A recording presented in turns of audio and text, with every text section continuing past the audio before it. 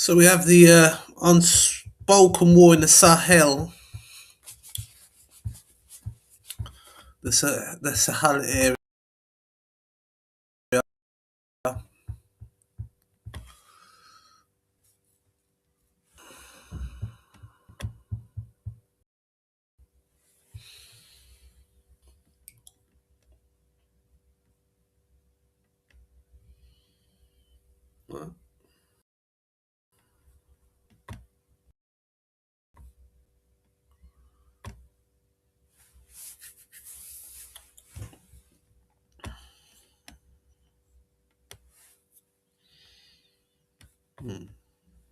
The Sahel area.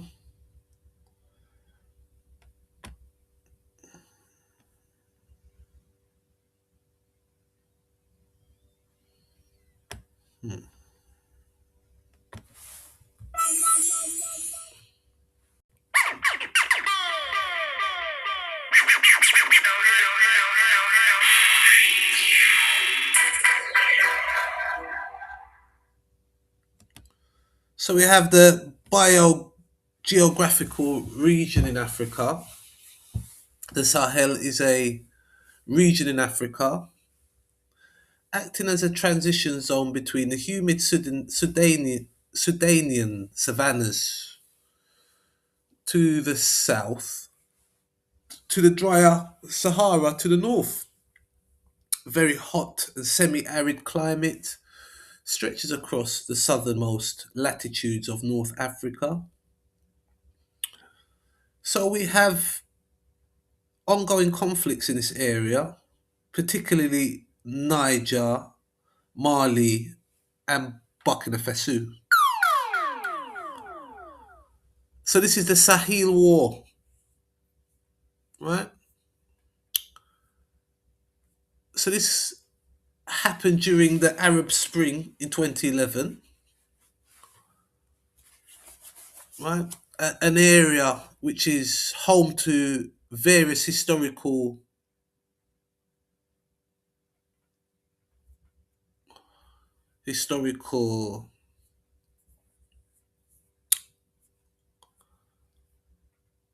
kingdoms. We've got the kingdoms of Mali,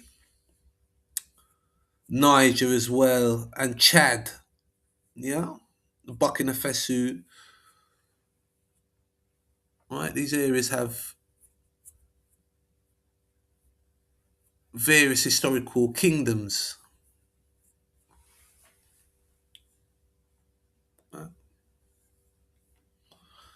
So what I want to have a look at is the use of mercenaries in this area.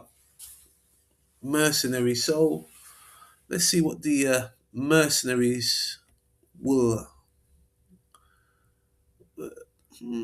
Okay, let me have a quick speak on the mercenaries, and then we can find some videos. Right, right.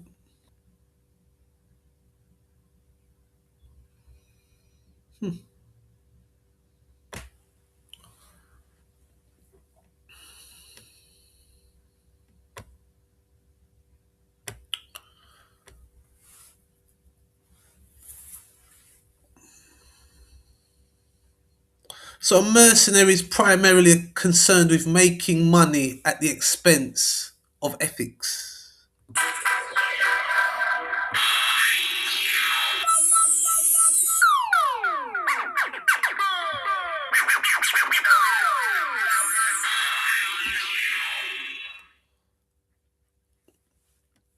Mercenaries, yeah.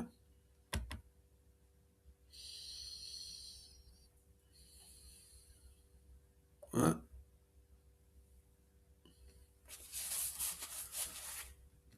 So we have various videos on mercenaries, right? Oh, we have a well, it looks like an authorized account of mercenaries here. That looks quite good, you know. Which I think we need to watch that. Okay, mercenaries, yeah. Right. Oh, sorry. So I want to keep. We're talking about the Sahel, yeah. and the use of mercenaries in this area, right? And what I found in my reports that I found is that there's vast sums being paid to these groups by these nations, Mali, Burkina Faso, Niger, and Chad, to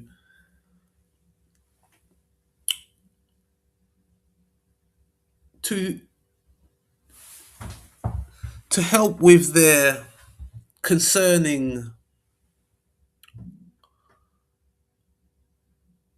the concerns are in the area that we have an Islamic groups in these areas, and so the use of the mercenaries to counterattack, to expel these groups from this area.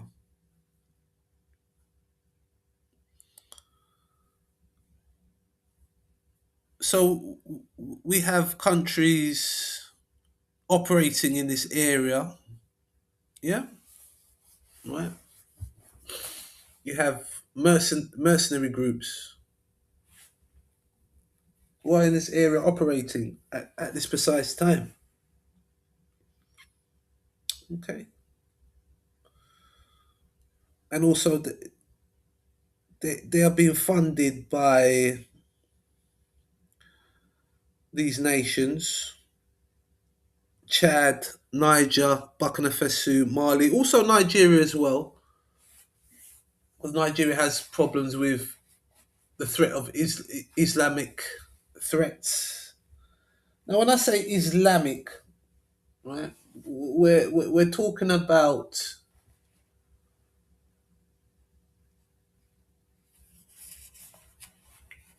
groups, armed groups, who are dubbed as Islamic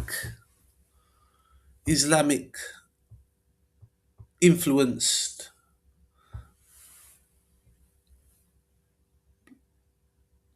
right? But they are, I would say they follow the Islamic religion, but they are a military entity at the end of the day. Okay, right? It's a military group, right? Trying to get control of this area.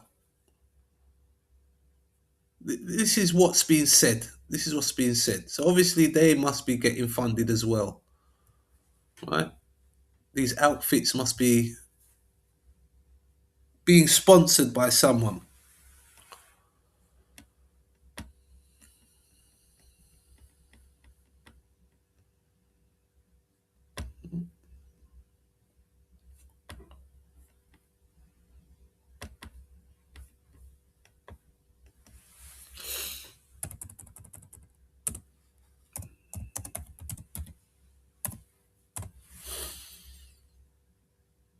Hmm.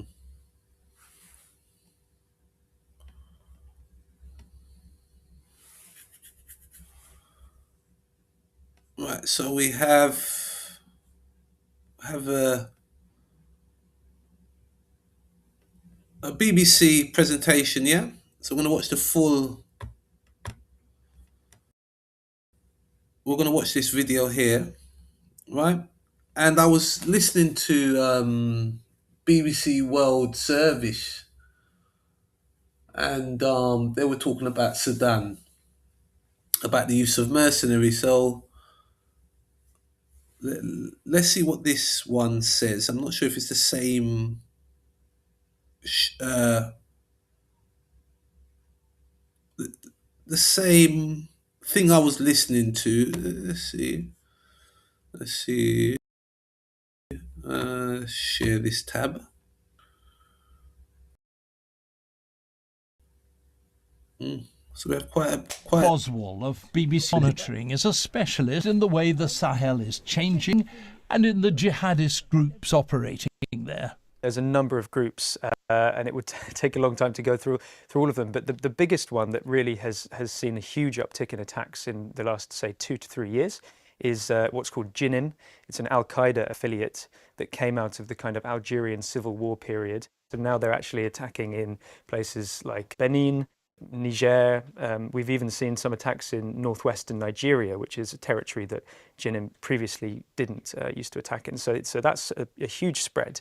And that's not to mention the other groups which are in that kind of region. So who's fighting them then? The governments of the Alliance of Sahelian States, AES, which is composed of Niger, Burkina Faso, and Mali, are fighting these groups. And then they've kind of outsourced a lot of that responsibility, firstly to Russian mercenaries in the form of Wagner, and now most recently Africa Corps, which has replaced Wagner. Is it the same thing, Africa Corps, more or less? I think more or less, yes. I think there's evidence that a lot of those personnel from Wagner have basically continued in their roles in Africa Corps. What Africa Corps has essentially done is brought what used to be Wagner closer to the Kremlin and more under the control of the Ministry of Defense. And they're fighting the Islamists of different kinds. In Burkina Faso and Niger, you have essentially a kind of Praetorian Guard where the Wagner personnel will be just making sure that a coup won't overthrow those leaders. In Mali, the Wagner and now Africa Corps personnel are actually going out on the offensive and they're patrolling in different regions, and they're often coming under attack and losing men. Can we tell who's winning? If you look at the number of attacks, it would certainly suggest that the jihadist groups are winning in the Sahel. So, I mean, I think since 2023, which was when the Niger coup happened, which was a big kind of turning point for the region, there's been double the number of attacks last year in 2025 compared to 2023. And the death toll that these groups are kind of claiming is going up as well. And Russia's aims, its intentions in being there, in pushing the Africa Corps. Gold and minerals is one answer. They're certainly being paid enormous amounts of money, but also in terms of concessions, mining concessions, which is very useful for Russia as a commodity, which is gaining in value, but also to avoid sanctions, because gold is very handy for doing that. And so, yes, we saw there was a report recently that suggested that the Malian government spent $1 billion on Russian mercenaries since they arrived, since 2022. And that is more than the annual military budget of Mali. Which is already a very large portion of the budget. Normally, when you talk about minerals in continents like Africa, you're really thinking in terms of the Chinese. Is China involved in this in any way?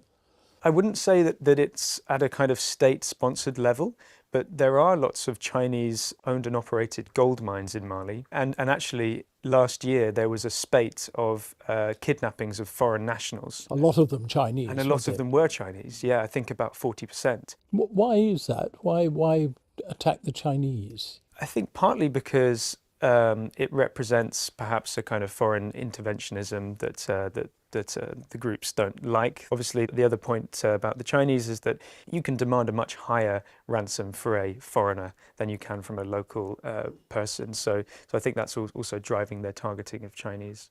What's the future for all of this, Jacob? I mean, what do you think will happen over the next 5 years, say? If we look at the last 5 years, that part of Africa, West Africa, has really seen a huge decrease in stability.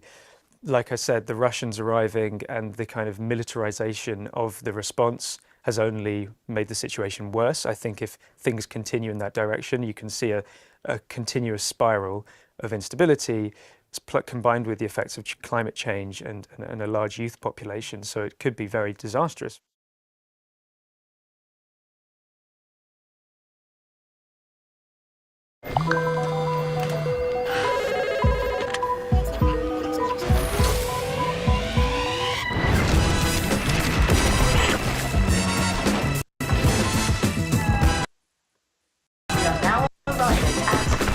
Explore East Anglia. So what we have there was the report on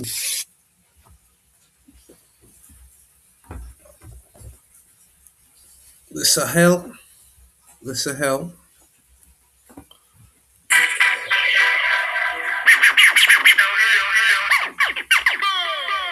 We're going to jump into another one, right? Another video, right?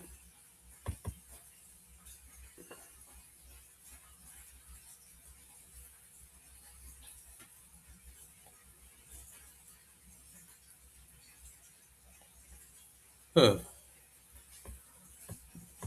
So what? Even right? Okay. Right. So let's go back to. Was it? I just saw another video there. I can't. This just disappeared. Let me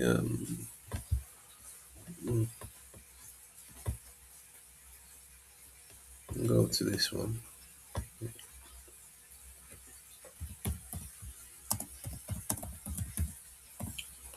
All in Sahel. Right.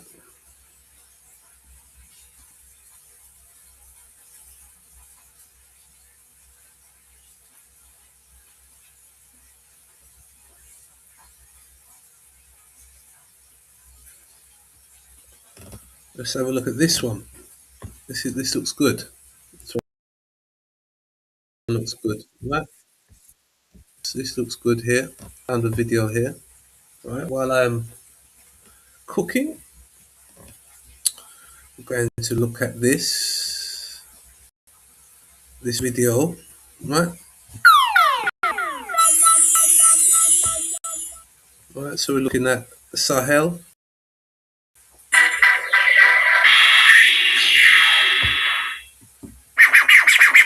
This week, we're looking at the U.S.'s crucial role in fighting terrorism in the Sahel at a time when the Trump administration is considering pulling troops out of Africa.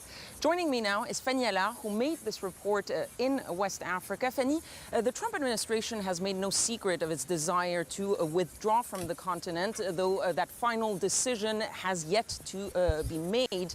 But what do you think is the reasoning behind such a possibility? Is it mostly about budget cuts? No, actually, it's not really a budget issue. The US gives $45 million a year to the Sahel Alliance, while the budget of the Pentagon is $800 billion a year. So it's not that significant for the most powerful army in the world. No, the very reason Donald Trump wants to leave Africa is because he's running for re-election. And remember, he promised to bring the boys back home and finish those so-called endless wars. So Africa seems like the easiest place to start with. What everyone fears here in Washington, D.C., in Paris, and in Africa is a repeat of northern Syria when Donald Trump had abruptly decided to withdraw US troops. Fanny, thank you very much. And now let's watch her report from West Africa.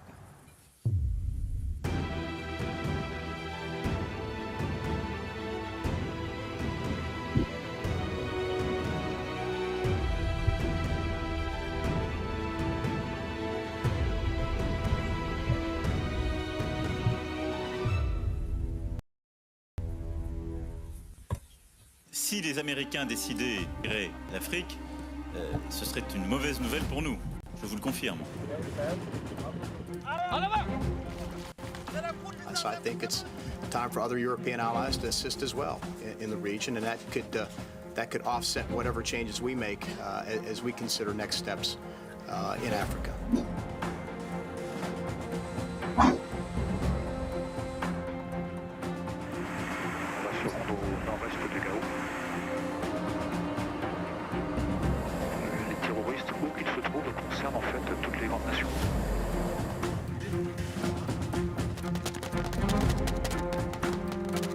Toute personne qui peut nous aider vraiment à éradiquer le terrorisme, il n'y a pas de problème. La personne est bienvenue.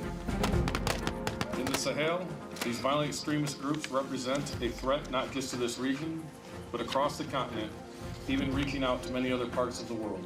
A secure, prosperous, and stable Africa is an enduring American interest.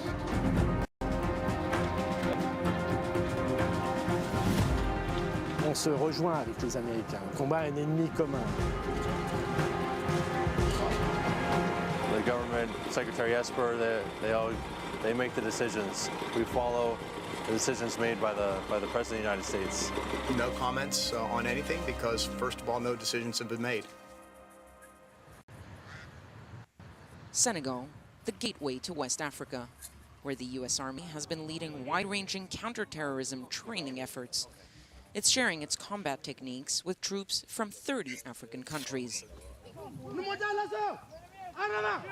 Among them are members of the G5 Sahel Joint Force, Mauritania, Mali, Niger, Chad, and Burkina Faso. It covers an area of about 5 million square kilometers where terrorist organizations have been gaining ground. In the past 18 months, terrorist strikes in the region have increased steadily. About 800 attacks and 2,600 deaths have been recorded, and those numbers have been doubling every year since 2015. It's a situation these soldiers know all too well. They're from Dori, in the north of Burkina Faso, a region marked by violence.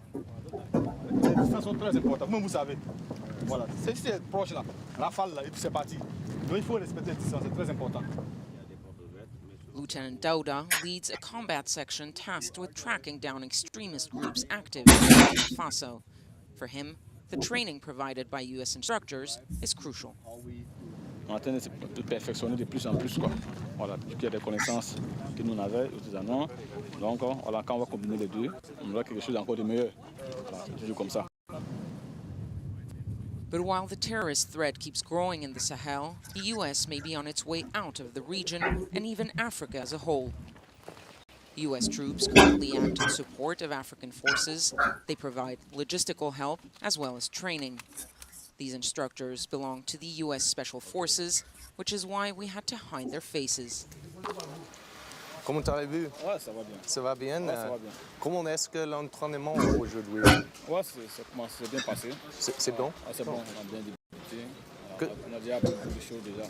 J'ai vu aussi la capacité de votre soldat est augmentée avec l'entraînement. Les Américains, nous sommes contents pour votre participation aussi. Voilà. Nous sommes contents aussi. Captain Nate is supervising this training session. Flanked by a communications officer, he avoids commenting on a possible U.S. withdrawal to focus on how they are currently helping. It's a policy thing. I could say the training and then I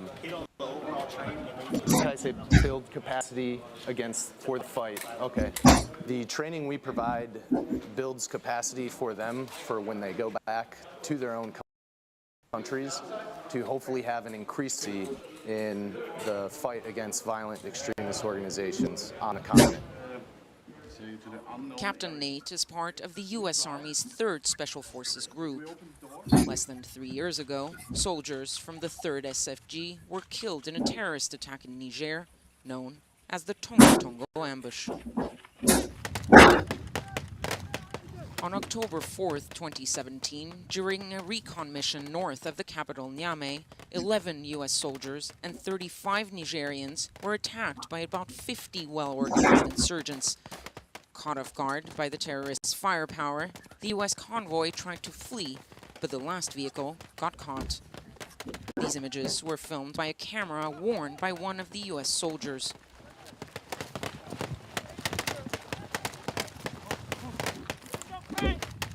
Overpowered in number and firepower, they were killed one by one.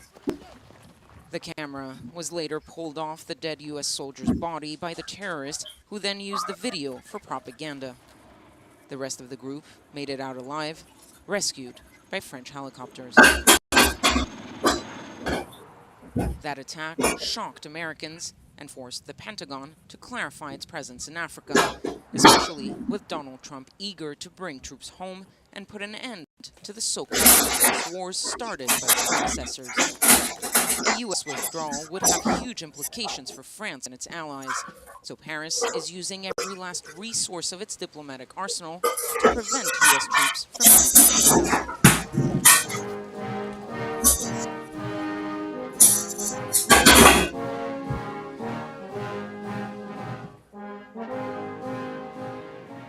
Recently, the French defense minister was in Washington to make France's case to her American counterpart. The U.S. support is critical to our operations and that its reduction would severely limit our effectiveness against terrorists. Our friends in the Sahel are in a situation where our assistance is critical, and I have expressed the hope that both the United States and France will keep on supporting them. It's a classic case of burden sharing, where a limited US support leveraged an immense effort carried out by France and Europe. The U.S. Army is widely seen as the most powerful in the world. About 200,000 U.S. troops are currently deployed abroad, but only 6,000 of them in Africa. That's just about 3% of U.S. military capacity, but it's still too much for the Trump administration. We are focused on great power competition with China, then Russia. As I look at that strategy, my aim is to free up time, money, and manpower around the globe where we currently are, so that I could direct it toward either that region, or secondly, return forces to the United States to prepare to become more ready, to improve their readiness. For France, however, jihadist groups are the immediate threat, one that it believes affects all of the world's major powers, and Florence Parly's diplomatic efforts towards the U.S. are about making that clear while buying time.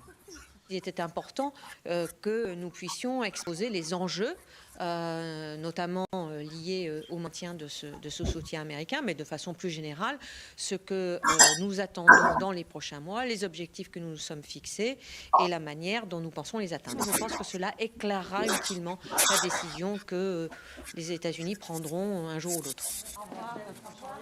France's diplomatic fight in Washington is crucial to its fight against terrorists on the ground in the Sahel, known as Operation Barkhane.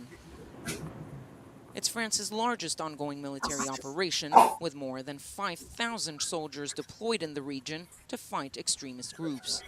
Intelligence plays a key role in this fight.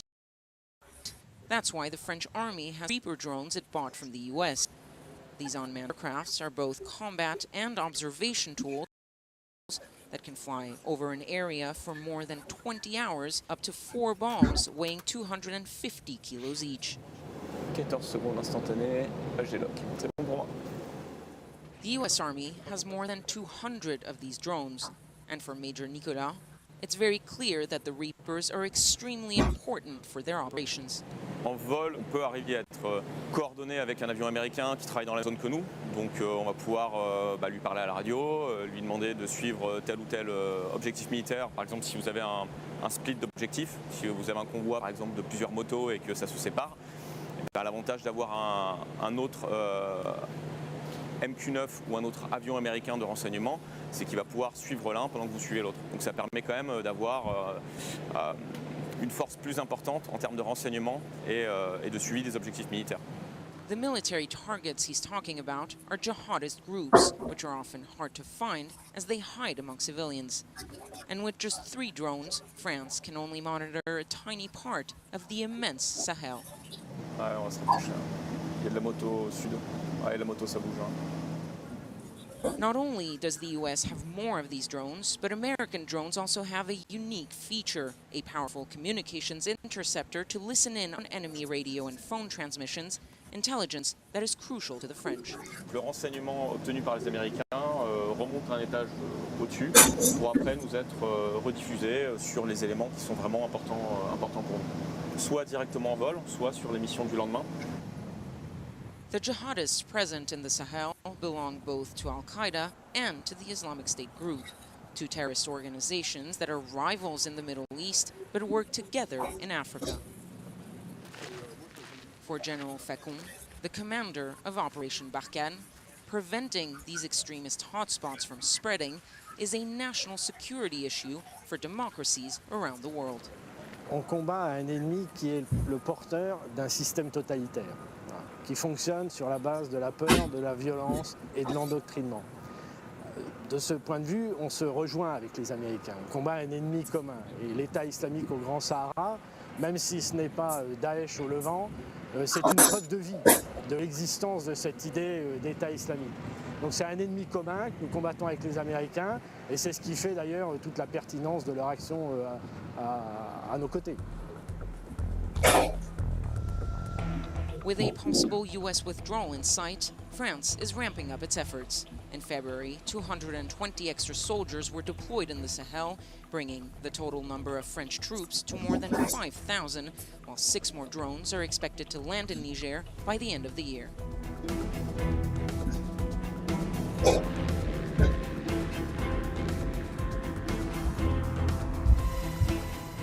Despite its increased efforts, France cannot win this fight alone. Operation Barkhane gets half of its intelligence from its US ally, a crucial asset the Sahel alliance can simply not do without. Vous pouvez prendre ouest pour maintenir les 30 nautiques nord du pont.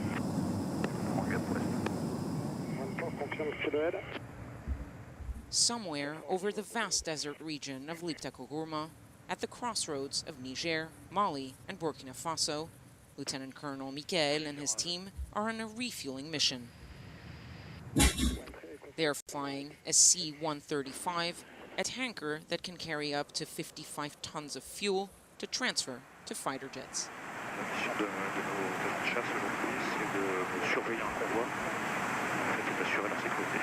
Ensuite, la deuxième partie, c'est de montrer leur présence pour assurer la sécurité des troupes maliennes au sol et d'intervenir en cas de besoin. Refueling is an extremely delicate maneuver carried out at 600 kilometers an hour, often in difficult weather conditions. Et vous pouvez accélérer à 300 mètres. C'est pas ça, on accélère. On passe 2 tonnes. Moi aussi. Without refueling aircrafts, these French fighter jets would only be able to fly for about an hour and a half. This means tankers are a crucial part of the war taking place in the Sahel, whether it's in the air or on the ground. 2 mètres, 1 mètre, contact. In 10 minutes, the tanker transfers more than 2 tons of fuel. L'avion est plein pour déconnecter. It's a mission French forces share with their American counterparts. The US provides a third of the logistical support for Operation Barkhane. Le rôle des Américains, c'est de nous aider dans notre effort de soutien sur les combats, notamment en nous fournissant des armes ravitailleurs. Les États-Unis, depuis de nombreuses années, sont l'un de nos plus précieux alliés. Nous sommes engagés à leur côté ou eux à nos côtés sur quasiment tous les théâtres d'opération. Et leur présence rassure et incite nos alliés à s'engager à nos côtés. This flight lasted about 6 hours, refueling the fighter jets 3 times. 20,000 feet below, intense fighting was taking place between Allied forces and jihadists.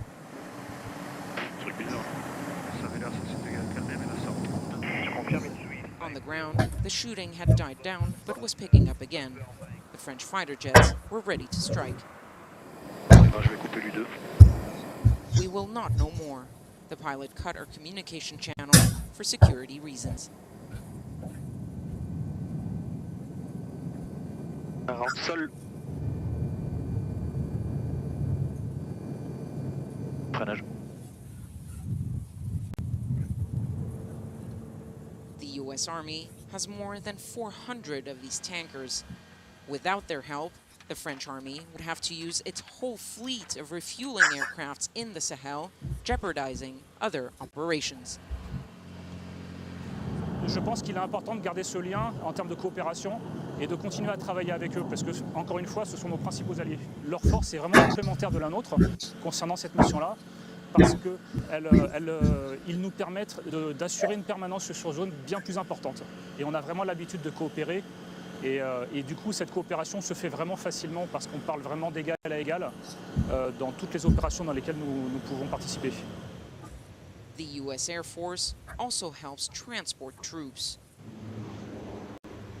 This American aircraft takes off from Niamey several times a week to fly them to different ground operations. The first one. And so it's already, I looked at the tag and it's already the 2312 is right there. So we should be good. That's perfect. In between flights, these American soldiers look for something to bring back home.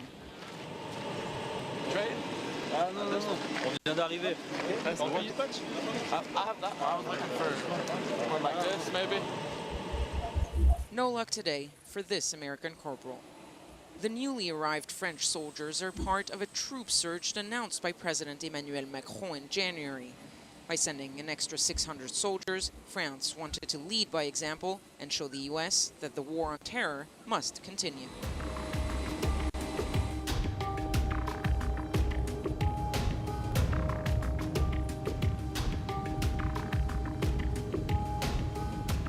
But for the Trump administration, Africa is far from a priority when it comes to national defense, falling behind the Pacific, Europe, and the Middle East.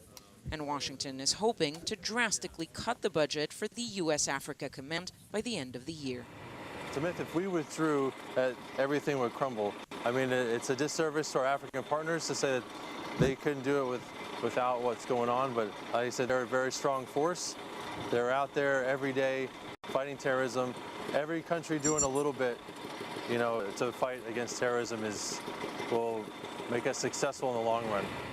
U.S. soldiers know how important their presence is in Africa, but they are not the ones making these decisions. Do you think that the French can't win without the US against terrorism? To the point of what it's going to look like, I can't talk about.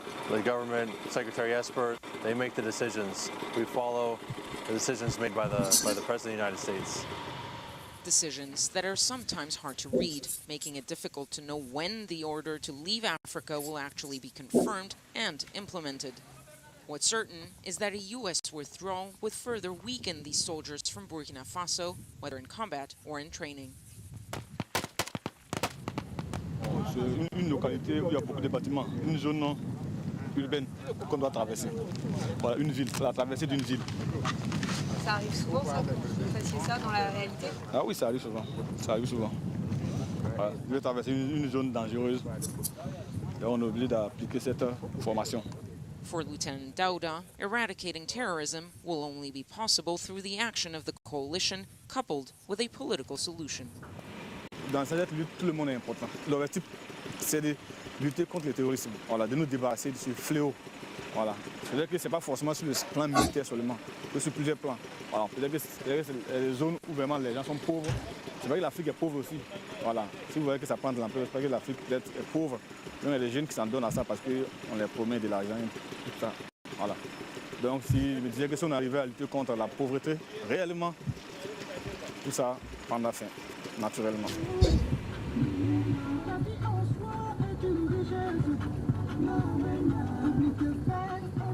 While this war directly impacts countries in the Sahel, it also affects neighboring states like Nigeria, Ghana, or even Senegal, which shares a 419-kilometer-long border with Mali.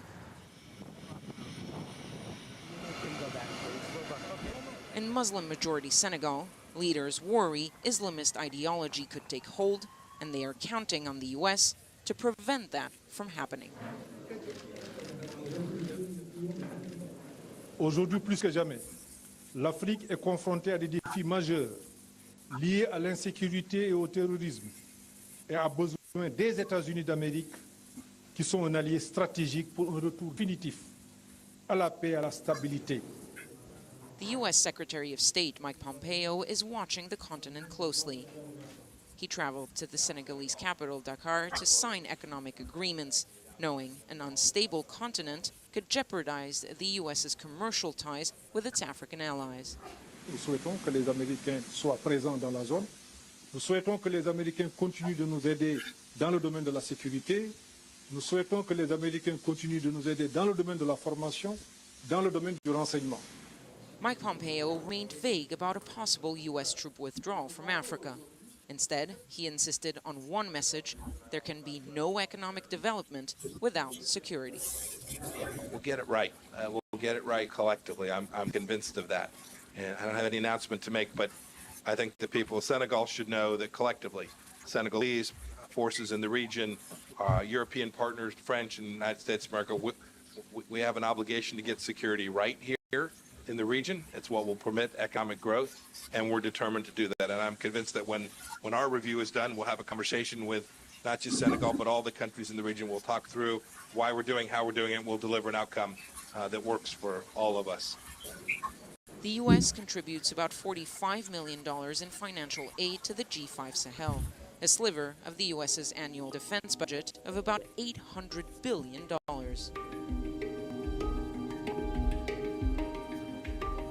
The headquarters of the G5 Sahel Joint Force is in Niamey, the capital of Niger. No journalists have been allowed here until now. 3 years ago, command was located in Menaka in Mali, but it was the target of a terrorist attack that killed 3 soldiers. Since then, its exact location has been kept secret. Officers from all 5 members of the Sahel Alliance are present alongside French and American officers. That day, they were discussing how to reach out to civilian populations. Est-ce qu'ils ont des vétérinaires? Oui, bien sûr. Des militaires. Alors, nous, force Barkhane, on a. Oui. Après, il faudrait poser la question. Oui. Hein? Pas de personnel militaire, mais comme nous travaillons avec les populations civiles, nous pouvons prendre la tâche avec eux pour qu'ils puissent nous appuyer dans ces actions. Question, parce que dans notre militaire, chez nous aux États-Unis, nous avons des vétérinaires armés, on peut dire, de l'armée. Est-ce que ça existe? Ok. Comment on va diviser ça?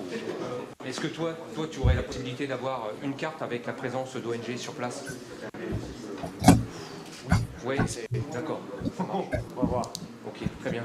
Comme ça, on oriente directement les patrouilles dans cette direction. Major Keith is the link between the G5 and the U.S. Africa Command, relaying requests from the Sahel Joint Force. His superiors denied our request for an interview, and Major Keith is sticking to that decision. You really can't answer any of my questions?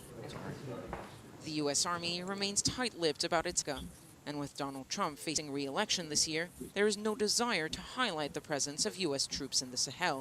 The French, on the other hand, are very open about how important U.S. support is. Le rôle des Américains, il est assez simple. Ici, en Afrique, les Français sont menants. Les Américains sont concourants. Ils concourent à quoi? Ils concourent à nous donner des moyens logistiques et des moyens de renseignement qui nous sont utiles pour nous et qui nous facilitent énormément le travail.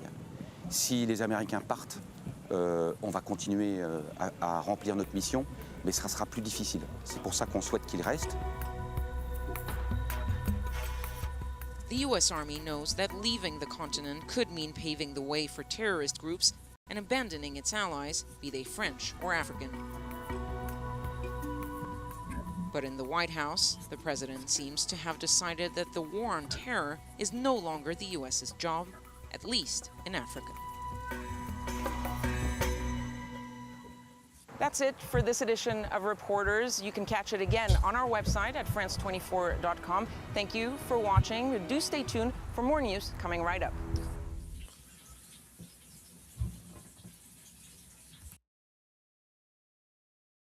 So we have the report there from France 24 showing various nations there in the Sahel area. In the Sahel area. So we're talking about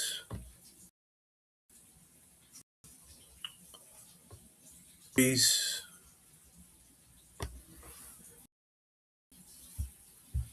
operating in this area.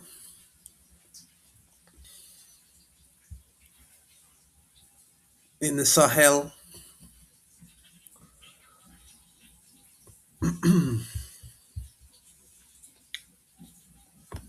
So in the Sahel,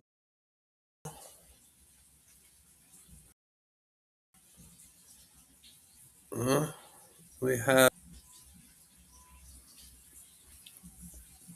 countries like Mali, Burkina Faso,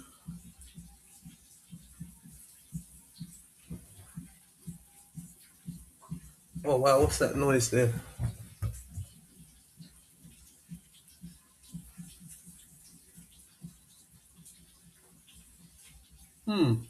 Some celebration going on. I'm not sure what that is. It something to do with Ramadan? I'm not sure. And so we've got the Burkina Faso. We have Chad, Northern Nigeria.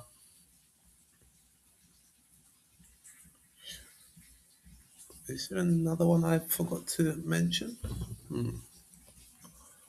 May have. Right.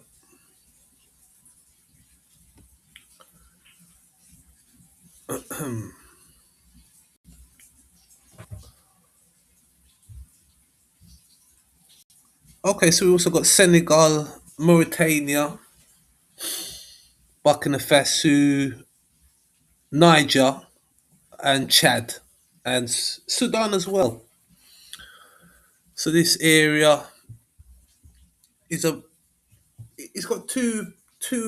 It's a large strip running right across Africa, just below the belt, in between the belt of northern and the central part of Africa. So we have the northern part, which is the border would be the Sahara Desert, and then on the south side, we're having more of the equatorial environment. So we're looking at mercenaries operating in this area. Mercenaries, right? Looking at mercenaries. Right. Let's see if we've got. Let's see. I think I did. Yeah, we did watch the France 24, didn't we?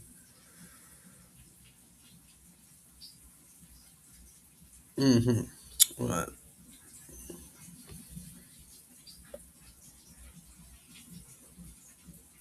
2021. So again, there's not much latest news coming from this part. Lots of reports from 24, 25, 2025. Not much going on.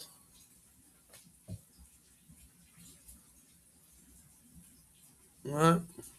So we have alliances.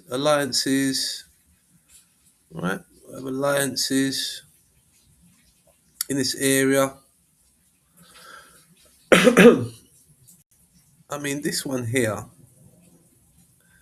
is it's really old, man. But let's share this one anyway. Let's see what this is.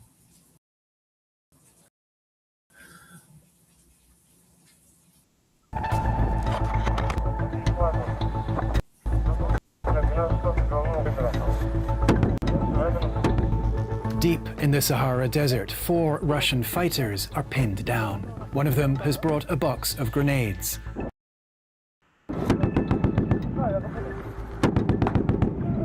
Response to the heavy machine guns of their attackers. The man who's filming takes cover behind a truck.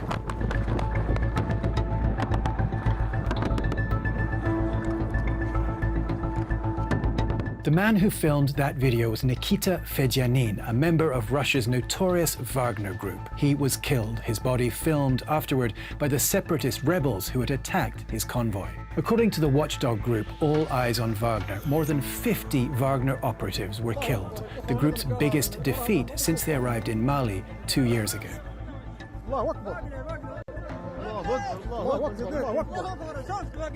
These rare videos of the group in combat were filmed by Fedyanin and his comrades, then recovered from their bodies by the rebels. The videos filmed on body cams like this one document what's being called the Battle of Tinzaouaten.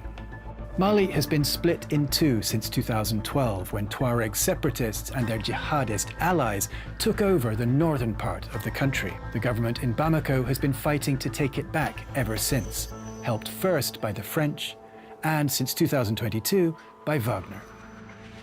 The Malians and their Russian allies launched a counterattack last year, taking back the key city of Kidal. Since then, they have been advancing north, pushing back the Tuareg separatist rebels and the jihadists. On July 24th, a convoy of Malian and Wagner forces found themselves trapped between the Tuaregs of the CSP on an elevated plateau to their northwest and Islamist fighters known as the JNIM to the southeast.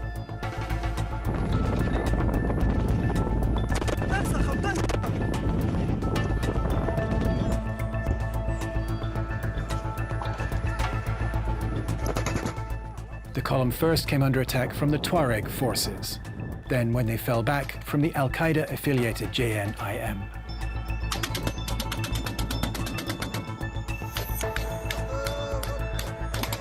A helicopter took off to help them, but had to land when it came under fire. The rebels took Malian army soldiers prisoner. They destroyed numerous pickups and armored vehicles, and captured some intact, like this Chinese-made VP-11. Wagner has been active in Africa since 2017. Experts say Tinzaouatten was the group's worst defeat to date. We're looking at losses that exceed any of those of other skirmishes involving Wagner on the continent. I think that this was a very poorly thought out effort in northern Mali near the border with Algeria. Was Nikita Fedyanin. He was administrator of the Grey Zone, one of the mercenary group's main propaganda channels. His comrades posted a tribute to him on Telegram. They recognized him because of his scarf and his watch. He was somebody that didn't necessarily occupy a high-ranking position within the military organization, but nonetheless large public profile. That's important to broader efforts to propagandize the group domestically and internationally, circulate images of Wagner fighters abroad, as well as images known for working closely with its African allies and for not hesitating to go into combat. But the fiasco at Tinzaouatten has been heavily criticized by Russian bloggers, and the group's tactics could change. There's really a matter here of the fact they are willing to closely with their local allies in a way that Western powers were not.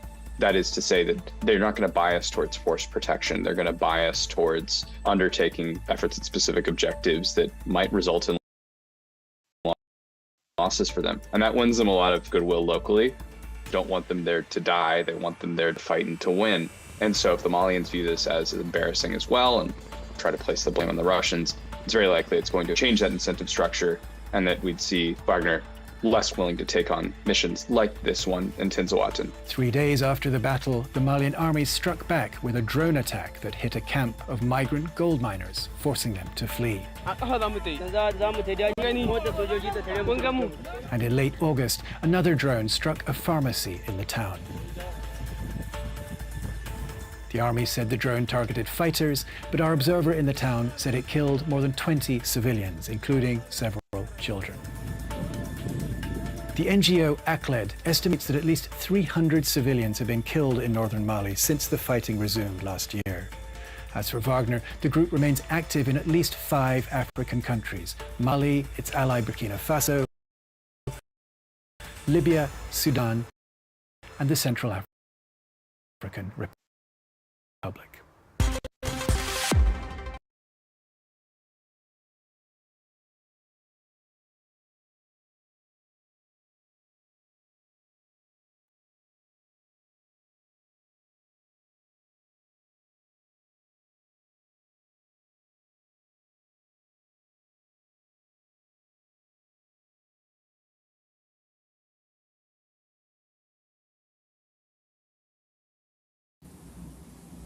So we have the mercenaries working in the Sahel.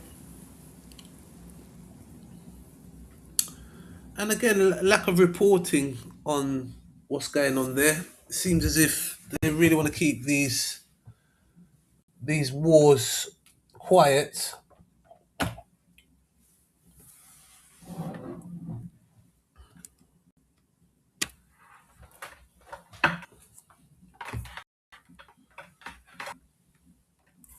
So we have the Sahel area, the conflict. is still going on in the Sahel.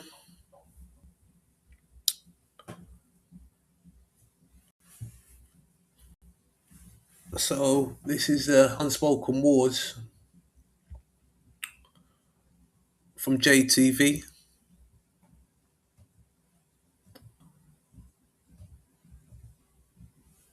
So we'll keep you updated on the current situation there in the Sahel. So these will be areas that we'll be touching back on from time to time. And this is JTV. And this is the Sahel Unspoken War. And this is the Mercenaries. The part of the Mercenaries, how the Mercenaries are playing part in the war in Sudan.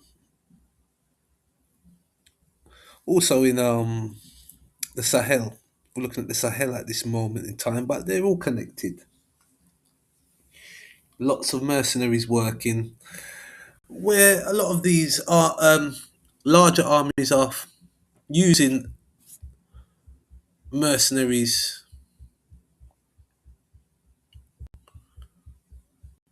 The use of mercenaries is widely spreading across areas.